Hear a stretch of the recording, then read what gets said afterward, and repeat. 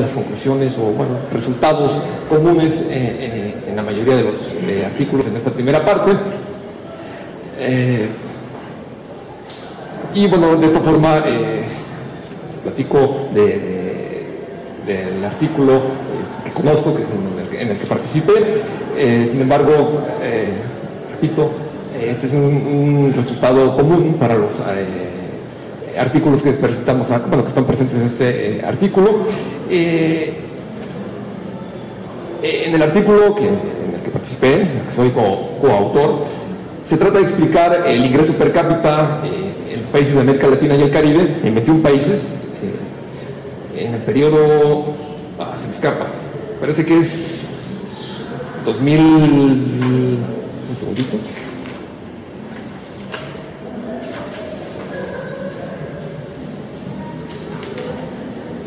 Bueno, me escapa exactamente el periodo, pero parece que es desde el 80 al 2007, con datos del 80 al 2007, entonces es un periodo relativamente amplio, y encontramos, bueno, resultados también diversos. Por ejemplo, entre las variables que explican, o bueno, que nosotros suponemos que tienen un efecto en el ingreso per cápita, son, por ejemplo, el tamaño de la economía en México, medido como el PIB. También una variable de apertura comercial es el ingreso, no es cierto, perdón, las importaciones de bienes de capital. Otra variable es la tasa de alfabetización. Luego proponemos tres variables relativamente novedosas en la literatura.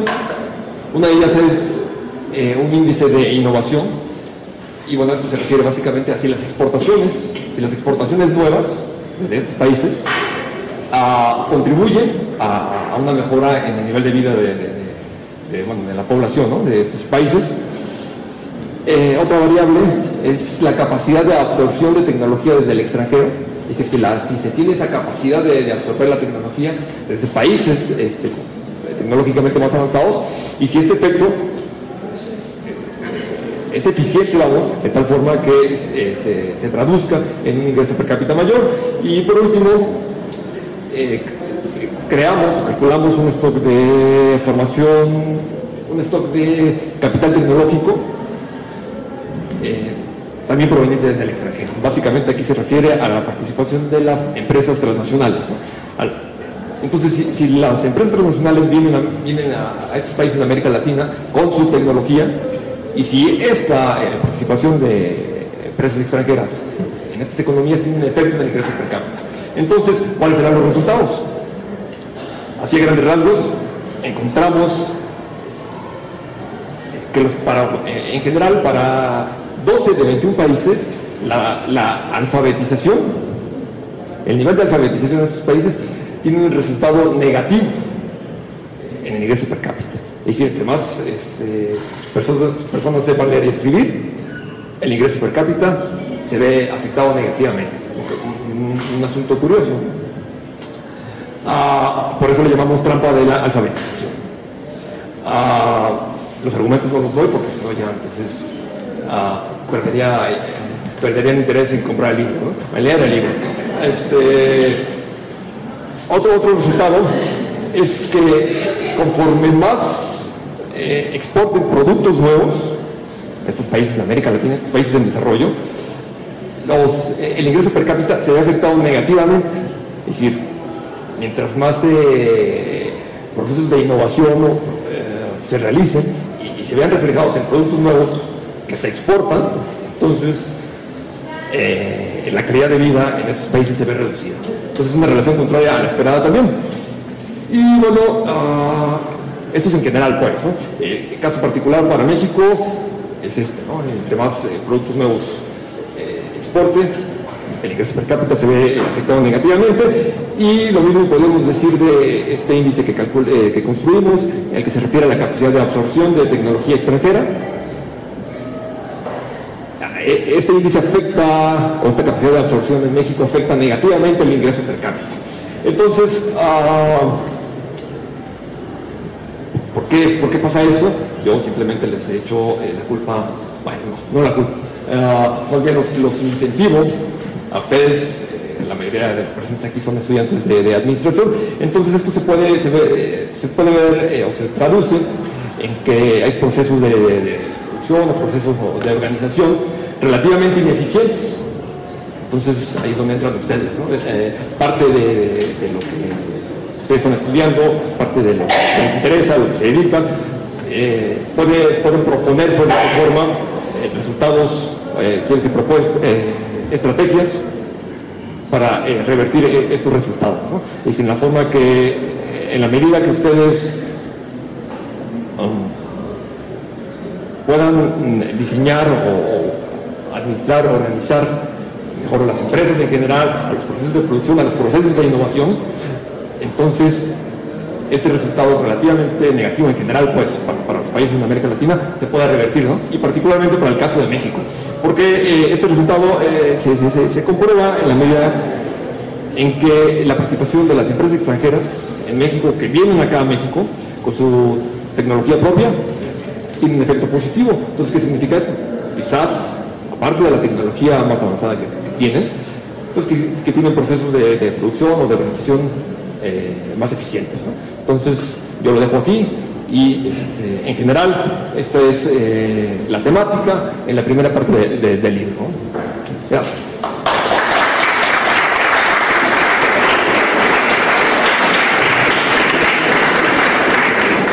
Pues muy bien, ahí ya nos están poniendo algunas dudas, ¿verdad? Y yo quisiera adelantar que nos han facilitado un ejemplar los autores para que quede en la biblioteca, ¿verdad? Por la inconveniencia de bajarlo por Amazon y pagar una cantidad un poco mayor. Entonces ahí vamos a tener el libro para que todos lo podamos consultar y tratar de contestarnos esa duda. Bueno, ¿y qué pasó aquí? Bueno, econométricamente nos dio ese resultado, pero nos está advirtiendo muchos más aspectos. Será para los que son economistas la elasticidad de importación, ¿verdad? El ingreso de las importaciones más lenta que las exportaciones, en fin, lo que nos hace que no resulte como uno pensaba en la teoría. Bueno, ahí lo dejamos, ¿verdad? Para que lo leamos, discutamos, y por supuesto ahora en los comentarios de nuestros profesores y visitantes habrán algunos comentarios exprofeso a estos aspectos, y por supuesto nosotros podemos preguntarle también a los autores aquí. Bien, entonces creo que seguiría en el turno el doctor Gerardo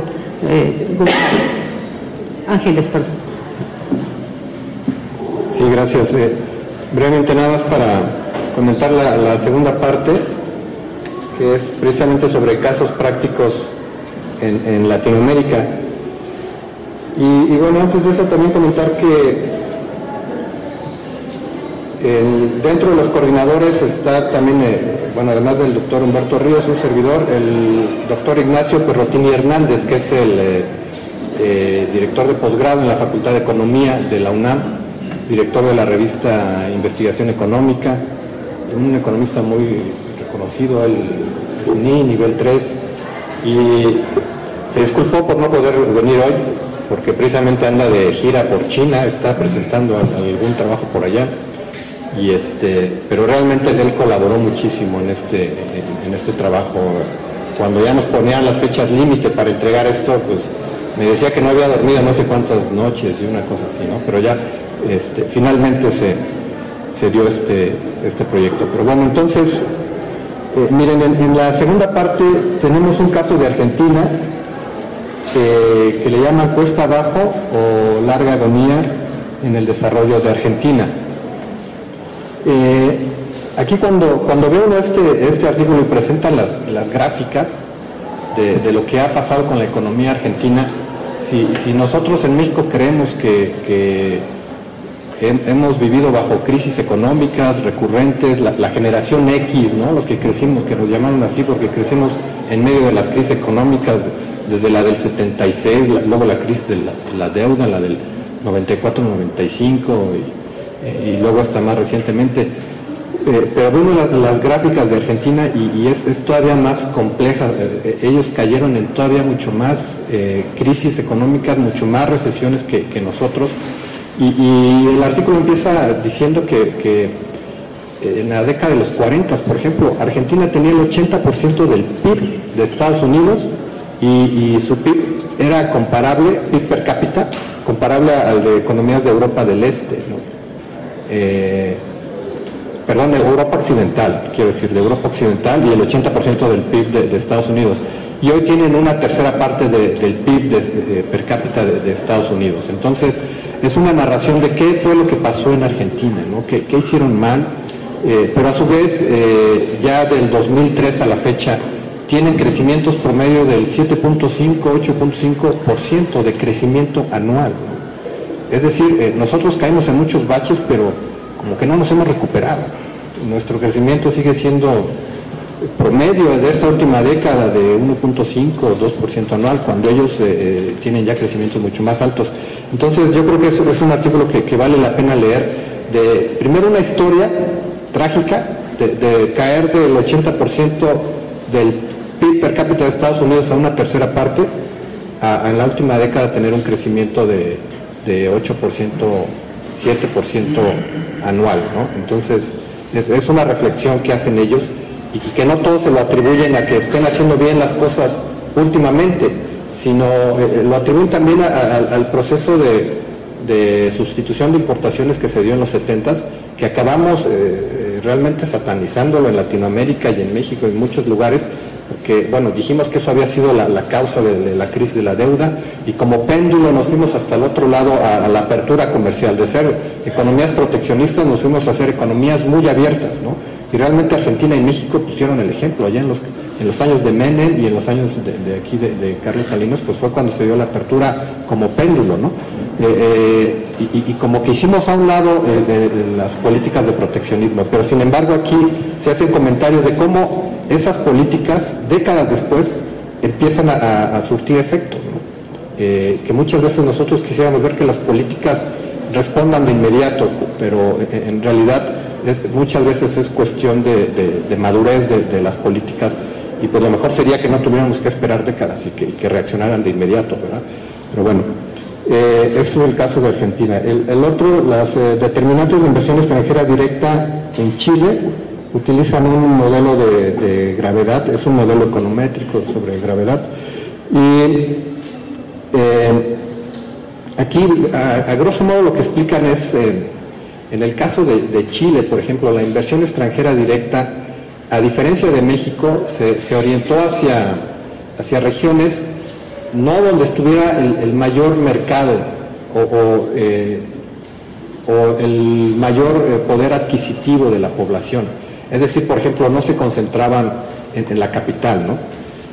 Sino que se fueron a las regiones donde están los recursos naturales. Entonces la inversión extranjera directa en Chile de alguna forma ayudó a generar desarrollo local, desarrollo regional, y a reducir la desigualdad, porque vamos, si la capital, Santiago de Chile, tiene un per cápita más alto, y si la inversión extranjera directa se concentra ahí, pues esto hace que todavía el PIB pueda crecer aún más, ¿no? Y empieza a haber polarización con las regiones, pero no fue el caso, es decir, se fueron a las zonas de producción de cobre, por ejemplo, o las madereras, etcétera. Hay una serie de políticas donde el país realmente ponía sus restricciones para que la inversión llegara, a modo que el país también se beneficiara. Y el caso de Chile en los últimos años, pues digo, no hay que comentarlo mucho, ha sido una de las economías más exitosas en Latinoamérica, con reducción de pobreza, con reducción de desigualdad, y el caso de qué manejo le dieron a su inversión extranjera directa, pues dice mucho, ¿no? La cuestión es que también han reducido la desigualdad regional, y en el caso de México, no comenta el caso de México, pero con afán de hacer alguna comparación, en aras de hacer alguna comparación, en México ha sido a la inversa, ¿no? La inversión extranjera directa se concentra en los polos donde están los PIBs per cápita mayores y donde está el mayor número de población, los PIBs más grandes también, como puede ser, por ejemplo, o la frontera, por cercanía con Estados Unidos, o los alrededores de la zona conurbada de la Ciudad de México, porque es el PIB per cápita más alto, porque está la población más alta. Y hay estudios muy prácticos donde nos demuestran que la inversión extranjera directa en México ha sido factor de desigualdad, precisamente porque va a donde ya hay un poco más de desarrollo y no a las regiones locales, rurales, etcétera. El caso contrario de lo que pasó en Chile. Entonces es una experiencia pues que vale la pena leer para También hay una serie de críticas, que cuidado con la naturaleza.